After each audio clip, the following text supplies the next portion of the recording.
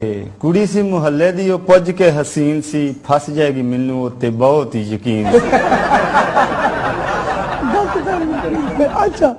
कुड़ी सी मुहल्ले दी ओ पुज के हसीन सी फस जाएगी मैनू उत्ते बहुत ही यकीन सी वाह वाह बड़े दिन लाने पै गए पट्टू उत्ते पान लई चारा कोई चलिया ना उस नू बुलाण लई बुलान ले वाह वाह ਕੰਨਾਂ ਵਿੱਚ ਗੂੰਜੇ ਛਨਕਾਰਾ ਉਹਦੀ ਪਾਇਲ ਦਾ ਨੰਬਰ ਮੈਨੂੰ ਲੱਭਿਆ ਨਾ ਉਸ ਦੇ ਮੋਬਾਈਲ मोबाइल दा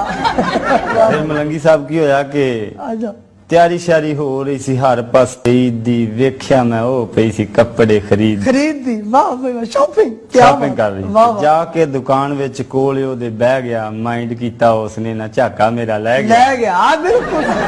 ਤੇ ਕਹਿਣ ਲੱਗੀ ਮੈਨੂੰ ਤਾਂ ਖਰੀਦਣੇ ਦਾ ਵੱਲ ਨਹੀਂ ਨਾਲ ਸ਼ਾਪਕੀਪਰਾਂ ਦੇ ਹੁੰਦੀ ਮੇਰੇ ਤੋਂ ਗੱਲ गल ਨਹੀਂ नहीं आए है वाह वाह वाह ਤੇ ਸਮਝ ਗਿਆ ਹੱਟੀ ਵਾਲਾ ਬੜਾ ਹੀ ਚਲਾਕ ਸੀ ਸਮਝ ਗਿਆ ਹੱਟੀ ਵਾਲਾ ਬੜਾ ਹੀ ਚਲਾਕ ਸੀ ਮੰਗਾ ਲਈਆਂ ਬੋਤਲਾਂ ਦੋ ਜਿਵੇਂ ਮੇਰਾ ਸਾਖ ਸੀ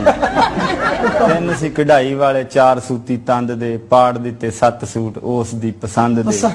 वाह वाह ਤੇ ਬਿੱਲ ਸੀ ਬਣਾ ਦਿੱਤਾ 5000 ਦਾ ਤਾਰ ਦਿੱਤਾ ਆਸਮ ਨੇ ਮੁੱਲ ਉਹਦੇ ਪਿਆਰ ਦਾ ਆਖਿਆ ਮੈਂ ਹੱਟੀ ਵਿੱਚੋਂ ਬਾਹਰ ਆਣ ਥੈਂਕ ਯੂ ਉਹ ਵੀ ਅੱਗੋਂ ਕਹਿ ਗਈ ਭਾਈ ਜਾਨ थैंक यू